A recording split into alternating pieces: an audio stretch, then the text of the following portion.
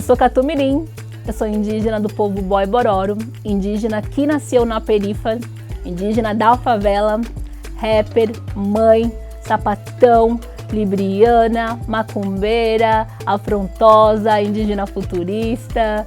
Eu acho que eu sou um cosmos, assim, a gente é muitas coisas e essa sou eu. Eu fui adotada quando eu tinha 11 meses. Eu fui adotada por uma família cristã e de pessoas brancas.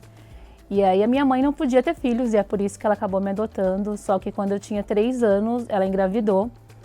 E aí quando a minha irmã nasceu, eu já comecei a perceber um pouco a nossa diferença, né? Porque minha irmã, ela era branca, ela tinha os olhos azuis, o cabelo dela chegava a ser branco.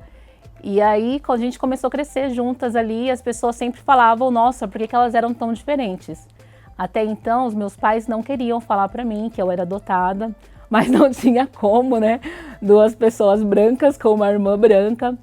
E aí a minha mãe me contou e falou que eu era adotada, que a minha mãe deu ela pra ela com 11 meses, ela não podia cuidar de mim. E aí, desde então, desde os 5 anos até os 12, eu sabia que era adotada. E não sabia diretamente da ascendência indígena. O meu pai adotivo, ele sempre fazia algumas piadinhas, mas ele nunca falava sobre a história real dos meus ancestrais, sobre a história da minha mãe biológica e do meu pai biológico. E aí, quando eu tinha 13 anos, eu conheci o meu pai biológico, e foi naquele dia que ele me falou que a carinha que eu tenho era igual ao do povo dele, que é o povo Boibororo, de Mato Grosso. E aí, depois, aos 17, eu conheci minha mãe, que é uma mulher negra de pele retinta. E aí a galera sempre ficava falando, você tem cara de índia, você tem cara disso e daquilo, e eu sempre falava que era descendente, que meu pai era do povo Boibororo. Só que conforme eu fui crescendo e a tecnologia também chegou, né, na favela, não tinha computador, não tinha internet. Conforme a internet foi chegando, eu fui pesquisando sobre o meu povo para saber onde eles estavam. E aí o tempo foi passando e eu parei de falar que era descendente. E me afirmei enquanto indígena e entrei em contato com o meu povo, e aí foi entender também a parte política, né? A parte política de você se afirmar indígena. Então esse processo começa desde os 13 anos e na verdade eu sempre falo que ele não acaba, né? A retomada de identidade, ela é todos os dias, porque todos os dias as pessoas negam a sua identidade, negam a sua memória. Então a questão de identidade para mim, ela sempre foi uma coisa escondida, assim como o rap. E o meu pai adotivo, ele era pastor, então na minha casa não entrava outro estilo de música, não entrava livro, só entrava coisas relacionadas à igreja. E aí desde os meus 14 anos eu comecei a escrever poesias, escutava rap escondida, então eu comecei a entender que tudo que eu passava, a minha narrativa, ela dava para ser contada dentro de qualquer âmbito da arte, assim. Só que depois de adulta, que eu fui ter bandas de rock, depois voltei pro rap, também fiz teatro. E aí entendi que a arte, naquele momento, ela era catarse para mim e, ao mesmo tempo, ela poderia contar a minha história também para as pessoas, sabe? Porque eu vejo muitas pessoas com a história igual a minha, mas não tem essa questão da retomada. E o rap, ele é muito político, né? O rap, ele é isso, ele não tem massagem, ele é os 2 pés na porta. E eu queria isso, eu queria falar dessa violência que eu sofri e utilizar o rap como uma ferramenta de luta. A música por si só, ela é muito originária, né? Ela é totalmente ancestral. A música e a dança, né?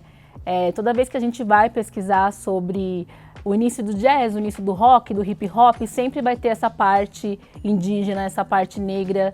E como pra gente, independente do gênero, é muito sagrado, né? Então a gente pensa que é muito criação europeia da música ou a música pop. E na verdade elas são originárias, elas são dos nossos povos. E elas têm essa coisa de resistir, né? De ter a sua própria identidade originária. Toda vez que as pessoas falam, uma rapper indígena, ou uma indígena no pop, elas se assustam, mas gente, como assim? A gente começa cantando. A gente sempre fala, né? Os nossos chamoi, que é o pajé, eles sempre falam que a criança primeiro aprende a cantar e a dançar, e depois ela aprende a falar e a andar. E a música, ela tá com a gente na questão humana, então a gente vê essa evolução da música em todos os gêneros, para todas as etnias, mas a gente sabe que a originalidade dela é dos povos. Para falar de futurismo, para mim, ele tem 2 estradas aí, 2 caminhos, né? Primeiro que a gente tem a questão do futurismo indígena na visão da cosmovisão, né, que nossos chamões sempre falam, quando o Brasil foi invadido, eles já tiveram que naquele momento pensar como seriam os indígenas a partir dali, como seria a sua cultura e a sua resistência no futuro. Então a cultura mudou, o modo de dança já muda a partir do momento que a gente tem a colonização. Então nós indígenas sempre estamos pensando no futuro, mas é um futuro muito agora, sabe? É um futuro presente e ao mesmo tempo é um futuro que faz bem para a humanidade enquanto um todo, né?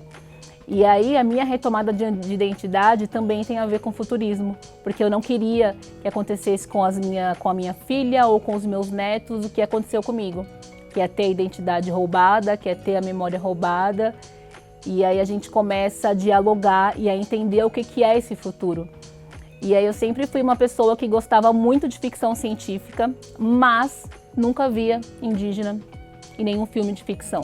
Nunca tinha nada, sabe? Os filmes dos anos 80, 90, era sempre muito branco, os carros voavam e não tinha natureza e não tinha nada. E eu falava, caramba, olha que legal, é um futuro que vai acontecer, né? Algum dia.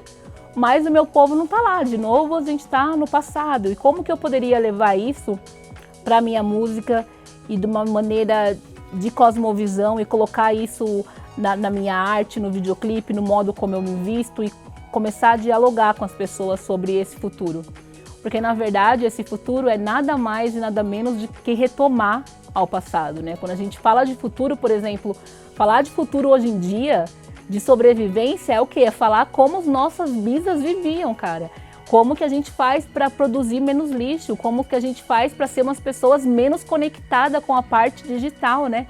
A gente está sempre imaginando o futuro muito ligado com robôs e tudo mais, mas como que a gente vai manter a nossa ancestralidade com a Terra no futuro que só vai ter robô? E ao mesmo tempo é pensar que nós estaremos lá, né? Ao mesmo tempo, para mim, foi pensar que nosso cocar de pena até lá não vai existir pássaros, vai ser como esse cocar de pena? Vai ser como? Vai ser uns fios assim. E tudo isso ficava muito dentro do meu pensamento e essa angústia o tempo todo. E aí eu falei, como que eu vou trazer isso na música? E comecei a misturar dentro da música tudo que eu ouvia, fragmentos de filmes, de música. E aí pensei em fazer a música também ser atemporal, né? Porque eu sempre falo que o índio da mata virou popstar, que é justamente que as pessoas não querem ver a gente nesse futuro. Quando eu nasci, o Estado já tinha um plano todo traçado. Eu nasci e eles já queriam ver meu corpo enterrado. Me jogou na favela sem canto, sem língua, me deixou sem memória. Pois quem não sabe de onde vem não cobre a justiça a história. A gente está em 2021 e as pessoas ainda acham que nós, indígenas, não somos pessoas. É sempre colocado como a margem, como bicho, como selvagem. Então, por exemplo, a gente ficar falando aqui em 2021 que é normal ter indígenas LGBT, que é normal, a gente tá com celular, nos coloca abaixo de qualquer humanidade, porque eles querem dizer que todas as etnias podem ter e podem ser menos nós indígenas. E isso beira o racismo, isso beira, eles tiram totalmente a nossa humanidade. E aí essa luta minha enquanto sapatão, enquanto indígena, é estar o tempo todo falando que, cara, eu existo, eu tô aqui, a gente existe, sempre existiu. E isso dentro do ativismo LGBT como um todo no Brasil também é muito silenciado, né? Por exemplo, no Brasil, o primeiro caso de homofobia, de assassinato, foi de um indígena, foi do Tibira. E a gente tem um movimento LGBT não indígena que não fala muito sobre isso. E as pessoas continuam achando, né? Até mesmo quando eu tô no movimento LGBT, junto com outros LGBTs que não são indígenas, eles falam, caramba, não sabia que tinha índio, gay, índio sapatão então, né? Porque a gente ainda tem a misoginia aí, né? Que o índio gay, até que tá, mas agora uma índia que gosta de outra índia, que gosta de mulher, como assim? Então é uma luta constante para falar que nós existimos e para decolonizar esses pensamentos e tirar essa homofobia, porque no final tudo isso veio com a colonização, os nossos povos não tinham a homofobia, não tinha o preconceito, não tinha a misoginia. Então tá o tempo todo decolonizando esse espaço que na verdade nos pertence. E a gente decoloniza os nossos corpos também, cada vez que eu falo, eu sou índia e sapatão. Eu sempre fiquei muito tempo na rua, depois que meu pai deixava eu sair de casa, eu passava muito tempo na rua. E a rua, na verdade, foi o que me ensinou a malandragem, foi o que me ensinou a ter respeito com as pessoas diferentes do que eu via dentro do meu contexto ali, dentro da família que me adotou. Só que também passei por muito racismo, só que na época a gente não entendia isso como racismo, né? Por exemplo, o meu pai adotivo, ele era racista e ele era homofóbico. E para mim falar isso é muito difícil, por quê? Porque eu fui entender isso agora, eu fui entender isso adulta. Eu fui entender que as piadas que meu pai fazia quando via os meus povos na TV, falava, vem aqui que esses índios imundos que é igual a você, ou não anda com aquele pretinho, ou não sei o quê, ou aquele seu amigo viado. E eu pensava que era brincadeira, meu pai estava me protegendo de alguma coisa, e não.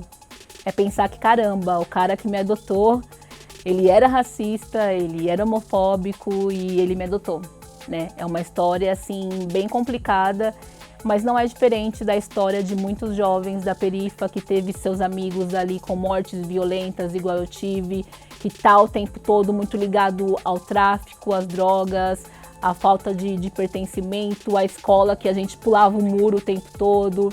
E a perifa, ela é um quilombo, ela é uma aldeia e eu tô ali sobrevivendo desde então. Ainda moro na mesma perifa, mas construí uma outra narrativa ali. O meu pai impedia de entrar certos livros dentro de casa, ele impedia da gente assistir alguns programas de TV, mas tem uma coisa que ele não conseguia impedir, que é a música do vizinho. O rap do meu vizinho Diego, ele entrava, podia fechar a janela, podia fechar o que fosse, que o rap dele entrava. Eu comecei a conhecer o rap através do vizinho. E aí você aprende que, cara, a música não para. A música, ela é tipo um vento, ela é um movimento. Então eu sempre falo que pode ter um pai super racista que eu vou estar ali no fone de ouvido tocando pro filho dele aprender. O que o jazz tem a ver muito com o rap, muito com a minha música, também tem a questão do improviso.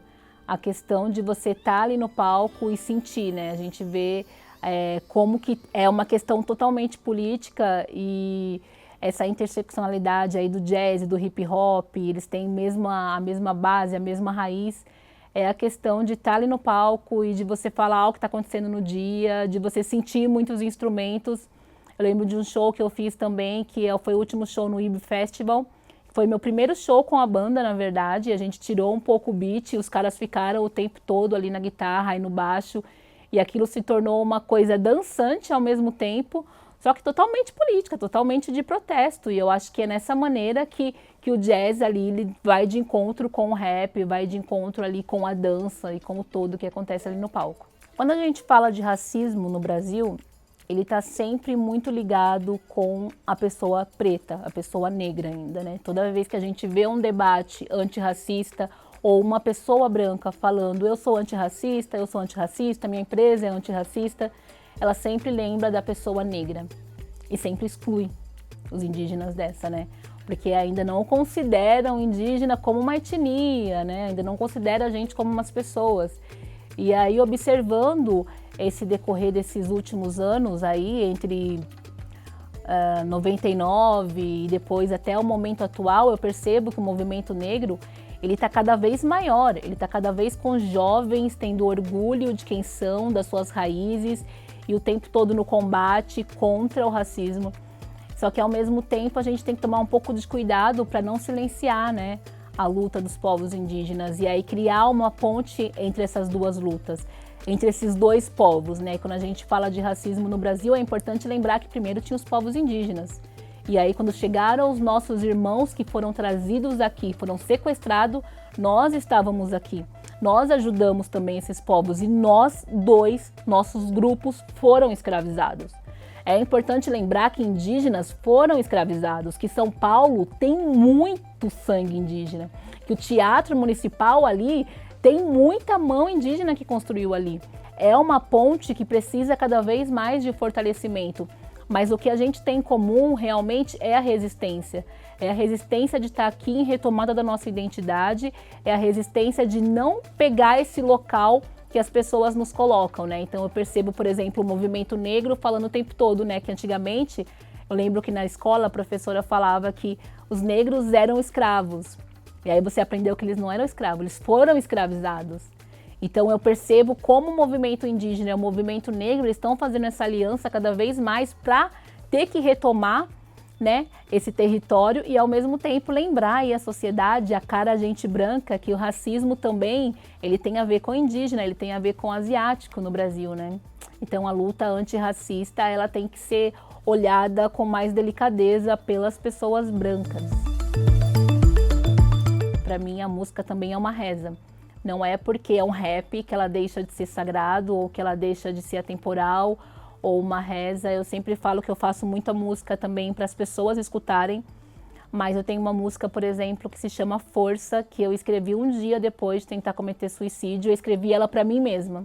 Eu escrevi ela para uma Catu do futuro, sabe? Meio que umas passagens assim do futuro.